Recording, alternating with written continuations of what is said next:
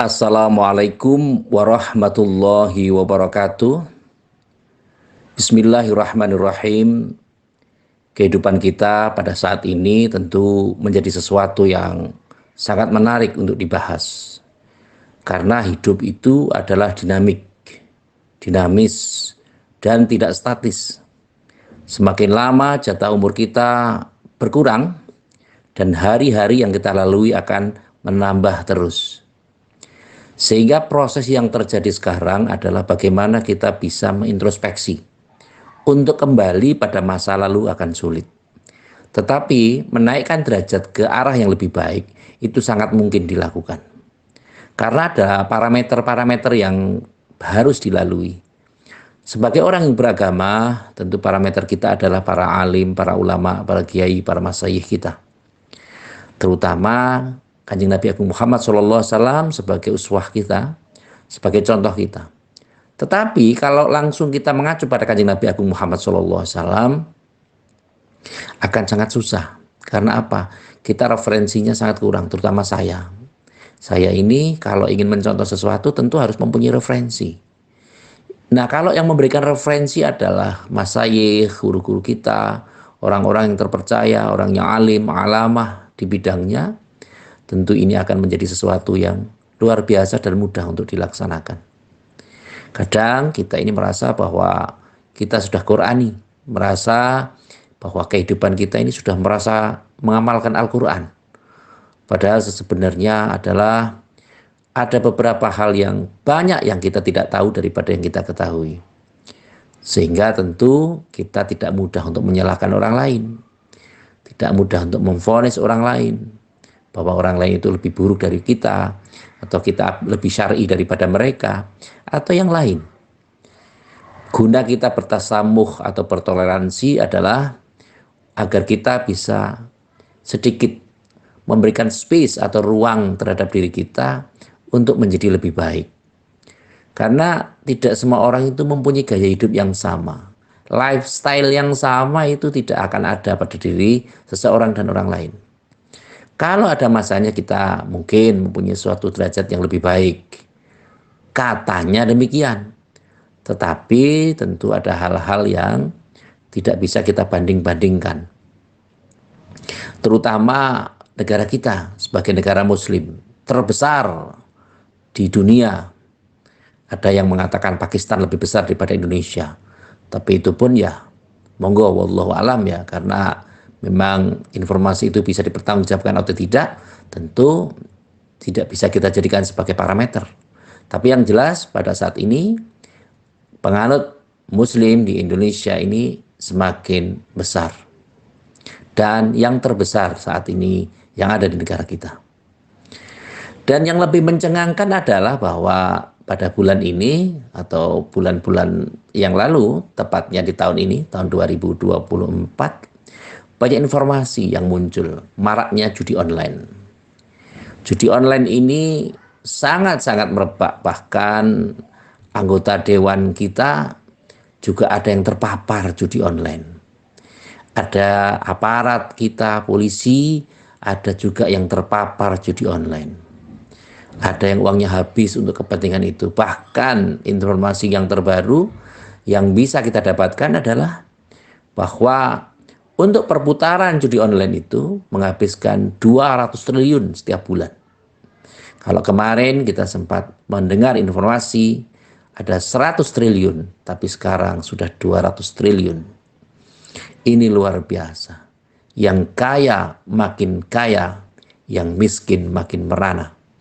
Ini merupakan satu kondisi yang harus kita sikapi sama-sama. Bahkan ada beberapa pihak yang mengatakan korban judi online harus disantuni. Tetapi tentu kita harus berpikir bijak bahwa fakir miskin itu di Indonesia sangat banyak. Dan tentu saja korban judi online itu tidak semua orang miskin. Bahkan orang kaya pun bisa menjadi korban. Karena mereka mendapatkan sesuatu yang sangat besar. Sebagai orang yang beragama, kita tentu juga memahami bahwa namanya judi, kemudian khamr atau minuman keras, mengadu nasib itu tidak diperbolehkan.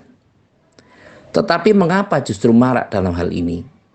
Di Indonesia yang notabene penganut muslimnya terbesar, tetapi justru mereka melakukan hal yang tidak terpuji ini. Tentu harus menjadi perhatian sama-sama. Apakah mereka tidak mendapatkan pendidikan agama secara benar? Apakah mereka tidak mendapatkan ilmu yang manfaat tentang ini? Atau hikmah-hikmah lain tidak mereka dapatkan?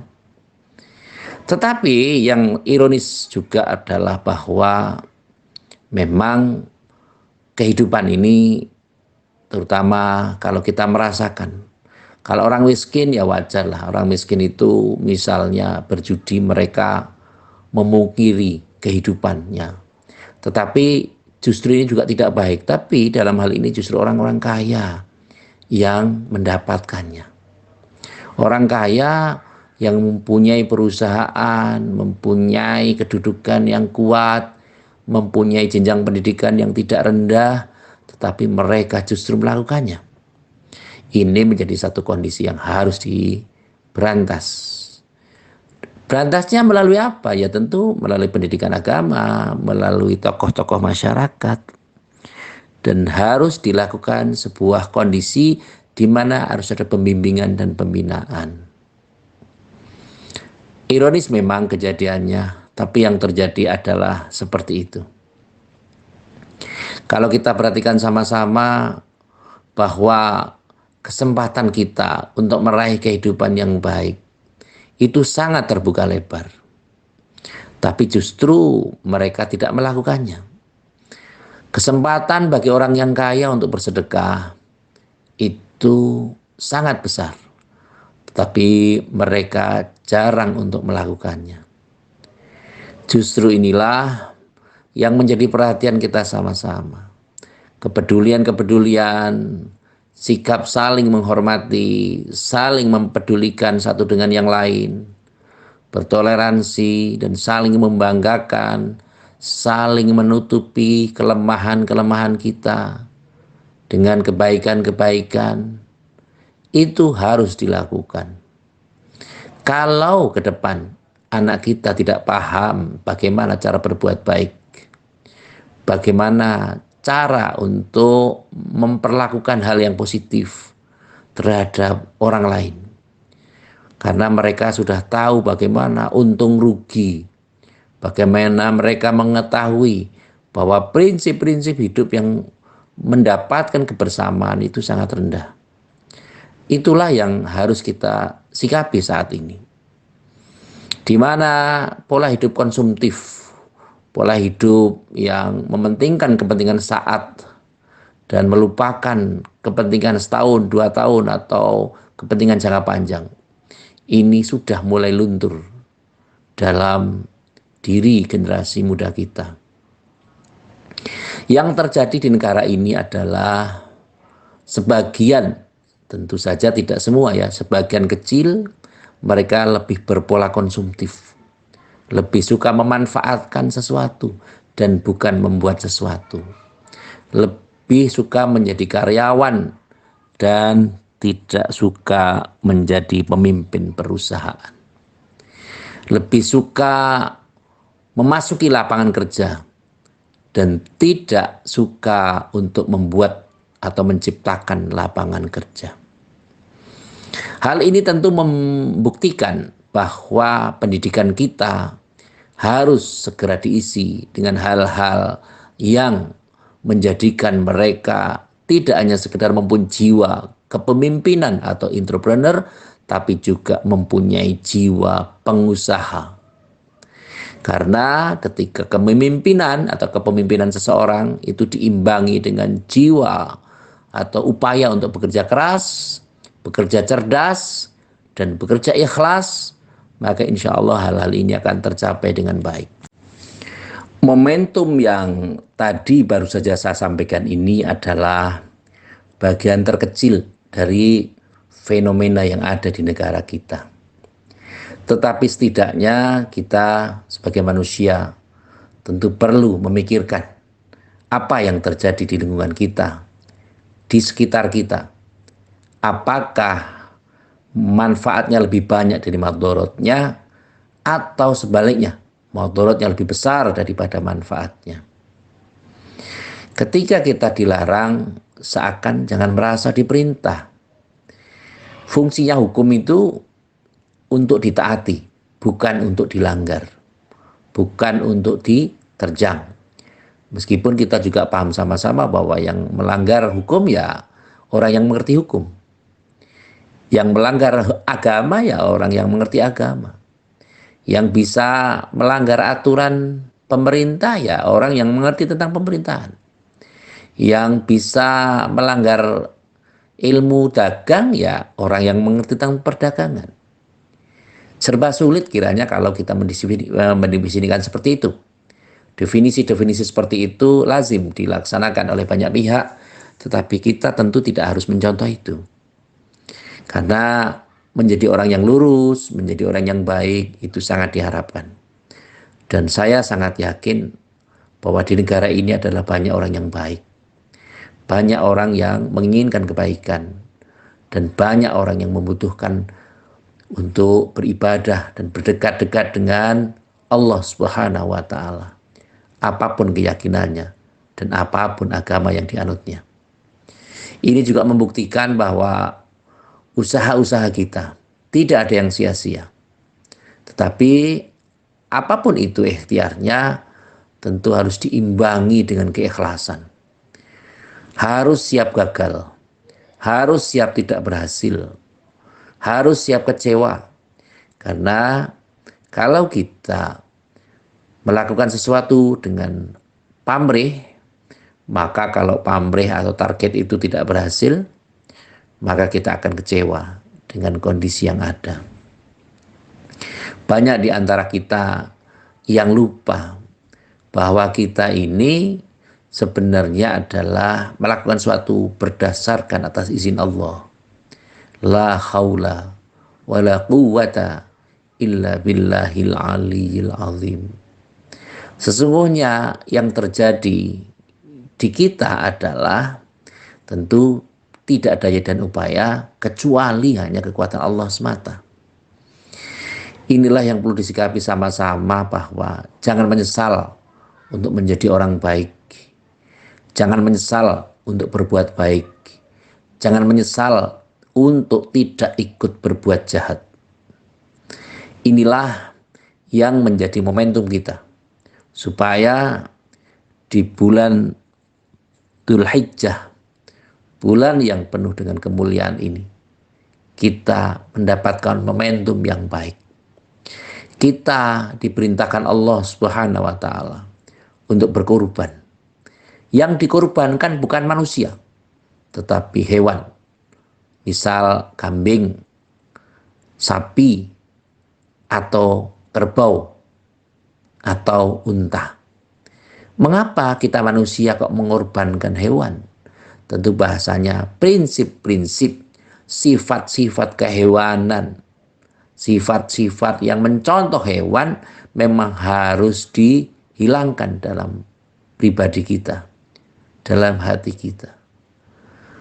Untuk mengeluarkan harta, bagi orang yang mempunyai harta itu sangat mudah.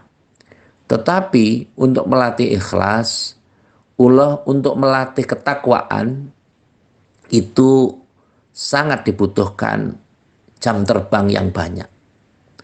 Semakin ikhlas, maka akan semakin berat pula cobaannya. Semakin kita bisa memahami bahwa hidup kita hanya mampir ngumbi, hanya sebentar di dunia ini, tentu akan sangat ringan kita dalam melangkah untuk mendekatkan diri pada Allah. Kalau kita merasa bahwa dunia ini adalah tujuan kita, maka berarti kalau ketika kita sudah meninggalkan dunia ini, berarti kita sudah tidak punya tujuan apa-apa. Tapi yang paling penting, kalau kita merasa bahwa dunia adalah instrumen pendukung, wasilah untuk menuju kepada akhirat, tentu inilah yang terbaik. Sebagaimana kalau kita berdoa itu tidak hanya sekedar sejahtera di dunia, tapi juga sejahtera di akhirat. Semoga oleh Allah Subhanahu wa taala kita dijadikan atau Allah menjadikan kita sebagai makhluk yang pandai bersyukur, makhluk yang cerdas, makhluk yang pandai untuk menangkap sinyal Allah Subhanahu wa taala. Qalbun mu'min baitullah. Hatinya orang beriman adalah rumahnya Allah Subhanahu wa taala. Sehingga kita bisa menangkap sinyal-sinyal yang Allah berikan dan mampu untuk membedakan mana yang benar dan mana yang batil, mana yang harus ditinggalkan dan mana yang harus dilaksanakan. Yang terakhir, sebagaimana biasa, mari kita upayakan saling mendoakan di antara kita. Semoga musibah, kesulitan, kekurangan, problem, permasalahan apapun yang ada pada kita, semoga Allah hapuskan dan diganti dengan kenikmatan, serta kita pandai bersyukur atas apa yang Allah berikan kepada kita. Semoga ketika ada kesulitan yang melanda pada kita, maka Allah akan mudahkan. Ketika ada kekurangan materi, semoga Allah berikan di jalannya dengan cara-cara yang Allah tidak pernah beritahukan kepada kita. Min haitsu la yahtasib, dari sesuatu yang tidak diduga-duga. Semoga kesulitan kita semuanya ini dihilangkan Allah Subhanahu wa taala. Amin Allahumma amin. Terima kasih kepada semua pihak yang telah membantu terselenggaranya acara ini. Semoga acara ini bisa bermanfaat dan terima kasih atas segala perhatian dan mohon maaf atas segala kekurangan. Saya akhiri wallahul muwaffiq ila aqwamit thoriq. Wassalamualaikum warahmatullahi wabarakatuh.